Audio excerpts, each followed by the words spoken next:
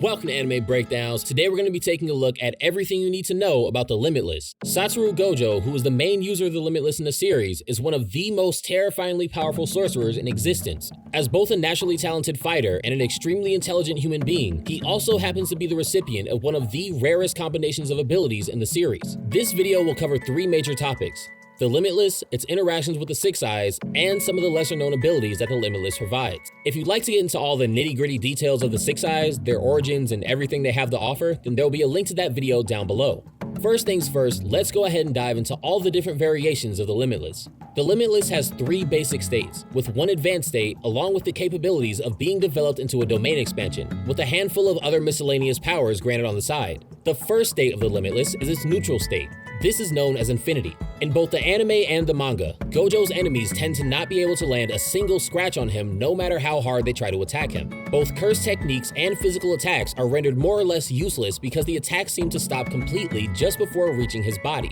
This complete stoppage, however, is more of a visual effect, as what's actually happening in reality is that anything that comes in contact with the aura of the infinity is infinitely slowed down to impossibly slow speeds, giving the appearance that they've been stopped completely to the naked eye. This is taken from a concept in mathematics where no matter how many times the number is divided, the results of the division will never equal zero. Instead, the numbers will infinitely become smaller and smaller decimals. This is essentially what's happening to the speed of the attacks that Gojo deems to be worth blocking with the infinity. By using the extreme amounts of mental processing power and detailed levels of curse energy detection granted to him by the Six Eyes, Gojo has been able to improve his usage of infinity to allow it to automatically process things which are and are not safe to allow through his barrier. The combination of the Six Eyes and the Limitless allows infinity to sort incoming items by their amounts of curse energy, mass, speed, and shape. It's unknown if Infinity is currently able to sort out poisonous items, but it's mentioned to be a goal that Gojo was working towards back in his school days. Normally, for the average Jujutsu sorcerer, having their curse technique be active 24 hours a day would fry their brains from the constant overload of work, and deplete their curse energy to the point of physical exhaustion. But because of the many benefits of the Six Eyes, Gojo was able to calculate a reverse curse technique to constantly heal his brain from any stress that would have otherwise rendered him unable to continue. The constant use of the Infinity is also aided by the Six Eyes' ability to process curse energy so well that the amount of curse energy that he loses is basically close to zero, essentially making Gojo an untouchable monster to the majority of the characters in the series. Infinity is an extremely powerful form of defense, but it isn't invincible.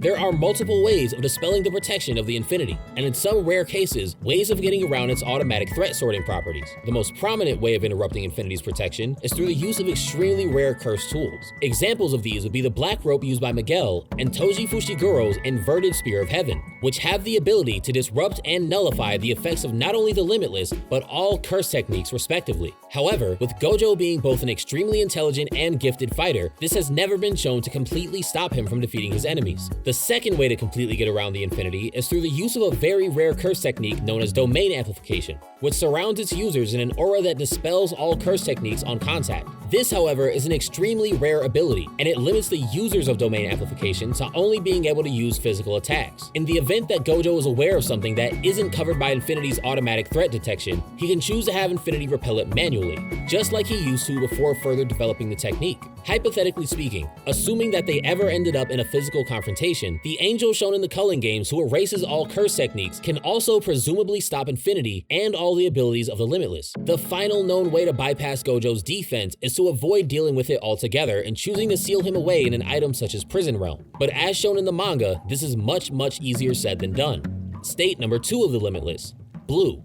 Blue is the strengthened form of the Limitless, which increases the curse energy output of the technique, while also causing somewhat of a magnetic effect. Blue by itself has tremendous offensive capabilities, and can be used to both instantly mangle the body parts of Gojo's opponents, or to force two targets to collide to the point of crushing each other. The way the magnet effect works is by essentially creating a vacuum of negative space that forces the surrounding area to try and force that space to be filled. This results in the two targets on either side of that negative void to be forcefully pulled together at a speed and rate of force that crushes them into each other instantly.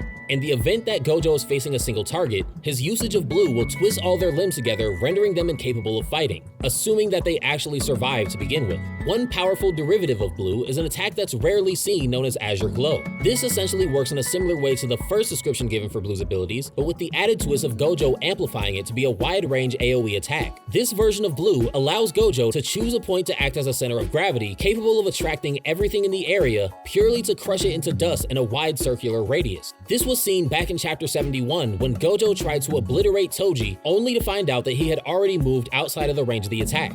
As for its utility-based purposes, the users of the Limitless can cast blue on themselves to greatly boost their speed in an effort to overwhelm their opponents. The range of blue also stretches quite far, allowing Gojo to defeat his enemies without necessarily having to get close to them. This is also a good thing in case a target attempted to flee from Gojo mid-battle. The downsides of blue are that it can be quite difficult to use, as it requires precise manipulation of the user's curse energy, which is thankfully something that's provided by the Six Eyes. Even with that being the case though, prolonged use of blue can still tire out its users to a degree, especially when it's being used on a larger scale. Another strategic weak point of blue is that it can be quite difficult to also keep it from pulling in allies if they're too close to blue's intended target. Because the vacuum of space that's created by blue doesn't discriminate with its targets, assuming that a large-scale teamfight were taking place where the enemies were evenly mixed in with Gojo's allies, using blue would be out of the question, as it would take too many of the lives that he was trying to protect. Even if blue were being used purely for its utility purposes, assuming that the speed effects of blue touches a non-target, Gojo increasing his speed in this way would be like dumping a massive amount of energy on them, which in most cases would kill an unintended target. For this reason, among many others, Satoru Gojo is the most lethal when he's fighting alone.